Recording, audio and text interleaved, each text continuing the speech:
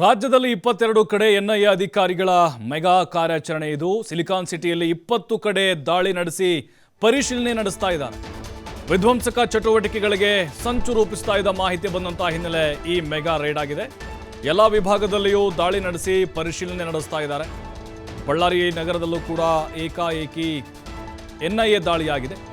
ಕೌಲ್ ಬಜಾರ್, ಬ್ರೂಸ್ಪೇಟೆ, ಗಾಂಧಿನಗರ ಠಾಣೆ ವ್ಯಾಪ್ತಿಯಲ್ಲಿ ಈ ದಾಳಿಯಾಗಿದೆ. ಅಂದರೆ ಅನುಮಾನ ಬೆಂಗಳೂರಿನ ಶಿವಾಜಿನಗರ, ಪುಲಕೇಶ್ ನಗರ, ಸುಲ್ತಾನ್ ಪಾಳ್ಯ, ಆರ್ಟಿ ನಗರ, ಜೆಪಿ ನಗರದ ಚಿನ್ನಪ್ಪ ಗಾರ್ಡನ್ ಸೇರಿದಂತೆ ಸುಮಾರು 22ಕ್ಕಿಂತ ಹೆಚ್ಚು ಕಡೆಗಳಲ್ಲಿ ರಾಜ್ಯಾದ್ಯಂತ ಎನ್ಐಎ ಅಧಿಕಾರಿಗಳು ರೇಡ್ ಮಾಡಿದ್ದಾರೆ. ಆಮೇಲೆ ಬ್ಯಾಡರಹಳ್ಳಿಯ ಶಮೀವುಲ್ಲಾ ಅವರ ವಾಸವಿದ್ದಂತಹ ಬಾಡಿಗೆ ಮನೆ ಮೇಲೂ ಕೂಡ ರೇಡ್ ಆಗಿದೆ.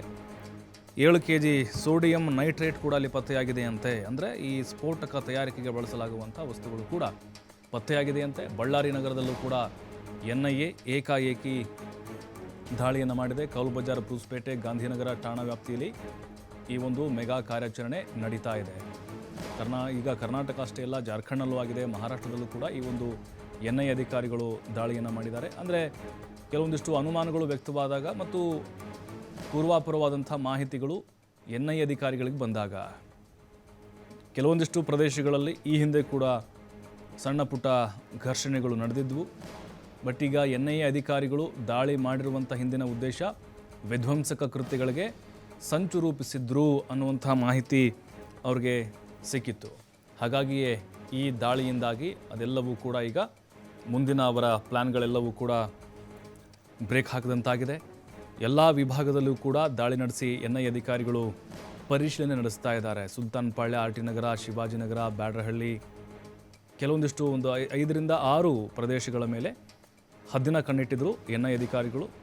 ಅವ್ರಿಗೆ ಮಾಹಿತಿ ಮೊದಲೇ ಸಿಕ್ಕಿತ್ತು. ಯಾಕೆಂದರೆ ಬೆಂಗಳೂರು ಇತ್ತೀಚೆಗೆ ನಾವು ಗಮನಿಸಿದ್ವಿ, ಒಂದು ರೀತಿ ಉಗ್ರರ ಸೆಲ್ ಆಗ್ತಾ ಇದೆಯಾ ಅಂಥೇಳಿ, ಸೂಪರ್ ಸೆಲ್ ಆಗ್ತಿದೆಯಾ ಅನ್ನುವಂಥ ಅನುಮಾನಗಳು. ಒಂದಲ್ಲ ಒಂದು ರೀತಿಯಲ್ಲಿ ಈ ಉಗ್ರರು ಅಥವಾ ಭಯೋತ್ಪಾದಕರು ಇನ್ನು ಈ ಕುರಿತಂತೆ ಗೃಹ ಸಚಿವ ಡಾಕ್ಟರ್ ಜಿ ಪರಮೇಶ್ವರ್ ಪ್ರತಿಕ್ರಿಯೆ ಕೊಟ್ಟಿದ್ದಾರೆ. ಕೇಳೋಣ. ಎನ್ಐಎನವರು ಆ್ಯಕ್ಟಿವ್ ಆಗಿದ್ದಾರೆ.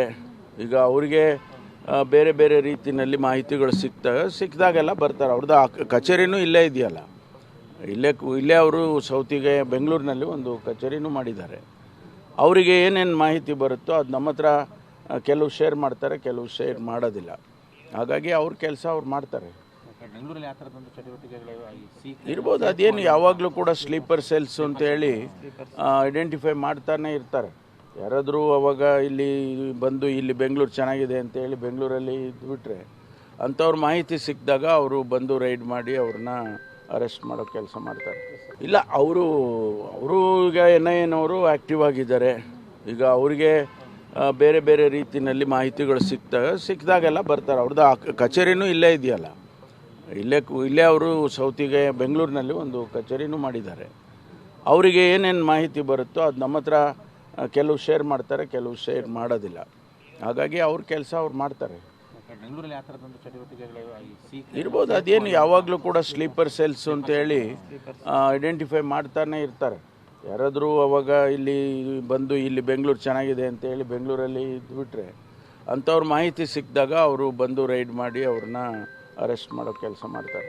ಇಲ್ಲ, ಅವರು ಈಗ ಎನ್ಐಎನವರು ಆ್ಯಕ್ಟಿವ್ ಆಗಿದ್ದಾರೆ. ಈಗ ಅವರಿಗೆ ಬೇರೆ ಬೇರೆ ರೀತಿಯಲ್ಲಿ ಮಾಹಿತಿಗಳು